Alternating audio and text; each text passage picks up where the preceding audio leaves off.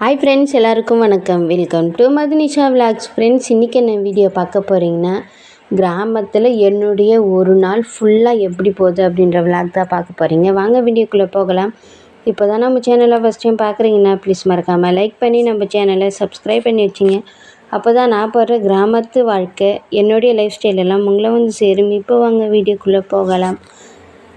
காலையில் எழுந்ததுமே வாசலுக்கு தண்ணியோ சாணியோ ஏதோ ஒன்று போட்டு வாசலை நல்லா கழுவி தண்ணி இல்லைன்னா சாணி ஏதாச்சும் போட்டு வாசலை நல்லா கூட்டி விட்டுட்டு கோலம் போட்டு விட்டுருவோம்.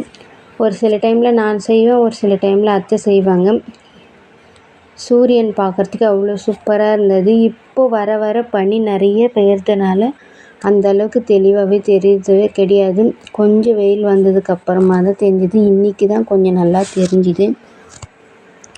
சரின்னு சொல்லிட்டு அதெல்லாம் பார்த்துட்டு அதுக்கப்புறம் தண்ணி வந்திருந்து தண்ணியுமே பிடிச்சிட்டு ஃபஸ்ட்டு வெளியே தான் பிடிப்போம். அதுக்கப்புறம் குடிக்கிறதுக்கெல்லாம் பிடிச்சி வச்சுட்டு இந்த ஆடுங்க அவ்வளோ அழகாக காலையில் அவுத்து விட்டதுமே துள்ளிக்கின்னு இருந்தது. அந்த சூரியன் ஒளி இப்போ கிராமத்து வாழ்க்கைனால அது ஒரு தனி சுகம்தான்.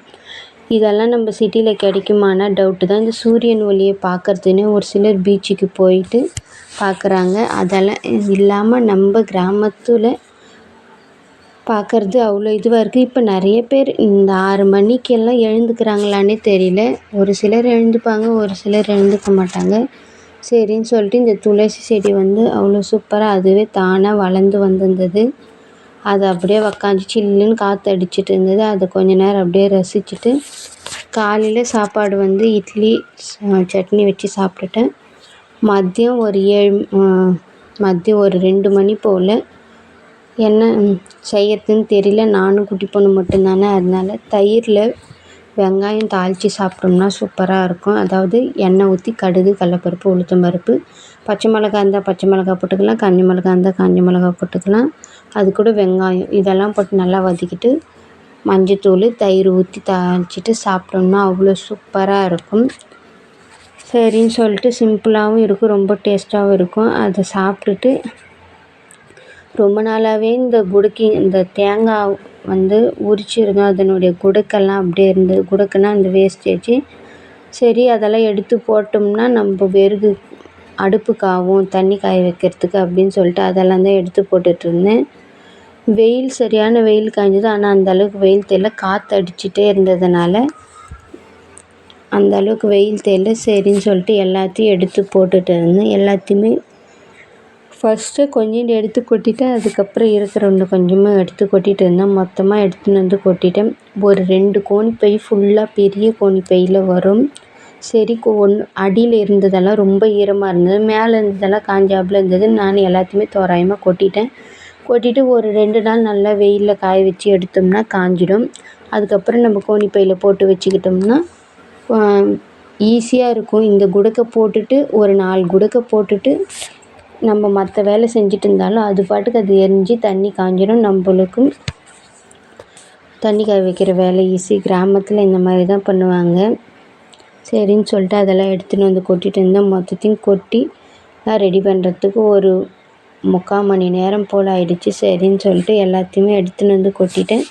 சைடில் அப்படியே கொஞ்சம் க்ளீனிங் ஒர்க்கும் இருந்தது. அந்த குடுக்கெல்லாம் எடுத்துட்டு ஆடுங்கள்லாம் இருக்குதுல்ல, அந்த சைடு நிறைய மண்டிங்கெல்லாம் இருந்தது. சரி, அதெல்லாம் நிறைய மண்டிங்க, இந்த ஷாம்பு கவரு, நம்ம பால் பேக்கெட் கவரு இதெல்லாம் இருந்தது. சரி, அதெல்லாம் க்ளீன் பண்ணலான்னு சொல்லிட்டு அதெல்லாம் க்ளீன் பண்ணிகிட்டு இருந்தேன்.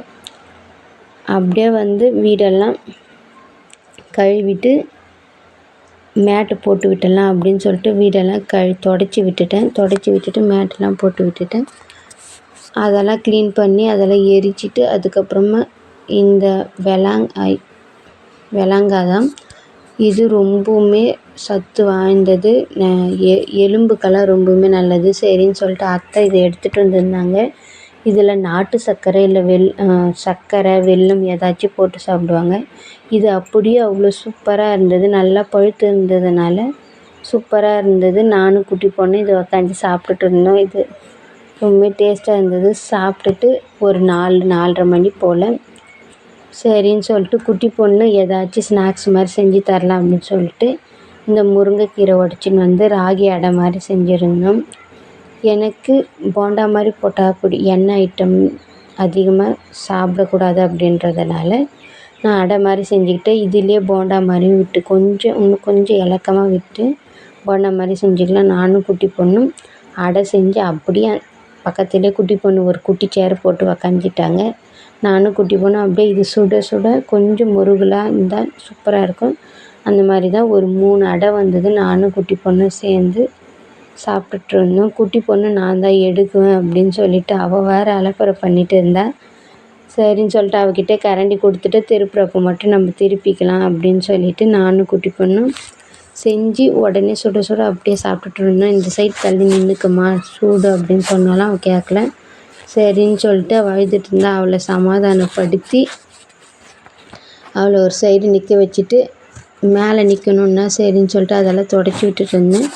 தொடச்சி விட்டுட்டு நான் சர்க்கரை வச்சு சாப்பிட்டா எனக்கு ரொம்ப பிடிக்கும் அப்படின்றதுனால சர்க்கரை வச்சு முருங்கைக்கீரை அடையை சாப்பிட்டுட்டு கொஞ்ச நேரம் ரிலாக்ஸாக உக்காந்து சில்லுன்னு காற்று வரும் ஈவினிங் டைமில். அப்படியே கொஞ்ச நேரம் கட்டில் மேலே உக்காந்துக்கிட்டு நானும் குட்டி பொண்ணும் அதை சாப்பிட்டுட்டு அப்படியே ஒரு 1/2 மணி நேரம் ரிலாக்ஸாக போகிற வர வண்டிங்களெல்லாம் பெறாக்க பார்த்துக்கிட்டு இருப்போம். சரின்னு சொல்லிட்டு அப்படியே பார்த்துன்னுட்டு இன்றைக்கி நைட்டுக்கு கத்திரிக்காய் கடையிலும் களியும் செய்யலாம் அப்படின்னு சொல்லிட்டு கத்திரிக்காய் நம்ம செடியிலேயே சூப்பராக வந்திருந்தது. சரி அதை வச்சே கத்திரிக்காய் கடைஞ்சிடலாம், களிக்கு சூப்பராக இருக்கும் அப்படின்னு சொல்லிட்டு அந்த 2 கத்திரிக்காயுமே அறுத்துட்டேன். இந்த கத்திரிக்காய் கொஞ்சம் முத்தனாப்பில் இருந்தது. ஃபஸ்ட்டு அறுத்தது அவ்வளோ சூப்பராக இருந்தது. அந்த ஒரே ஒரு காயை வச்சு சின்னதாக தொக்கு மாதிரி கூட செஞ்சு சாப்பிட்லாம். ஃப்ரெஷ்ஷாக கிடச்சிருந்தது. அப்படியே அதை எடுத்துன்னு குட்டி பொண்ணு நான் வெங்காயம் தக்காளி அரிஞ்சா அவங்க எனக்கு ஹெல்ப் பண்ணிகிட்டு இருந்தாங்க. அப்படியே இட்லிக்குமே அரிசி ஊற வச்சுருந்தேன், அதையுமே ஆட்டிட்டு அப்படியே சைடில் நானும் குட்டி பொண்ணு உக்காந்து அவங்க எனக்கு ஹெல்ப் பண்ணிகிட்டு இருந்தாங்க. சும்மா உக்காஞ்சிக்கிட்டு அவங்க பேசுகிறதே நம்மளுக்கு ஒரு ஹெல்ப்பு தான். நான் பூண்டு உரித்து தரட்டுமா, காய் அரிஞ்சு தரட்டுமா அப்படின்னு சொல்லிட்டு அழகாக பேசிகிட்டு இருந்தாங்க. நம்ம எவ்வளோ கஷ்டமாக இருந்தாலும் மனசு கஷ்டமாக இருந்தாலும் குட்டி பொண்ணு இருந்தால் எனக்கு சந்தோஷம், அந்த கஷ்டமெல்லாம் போயிடும்.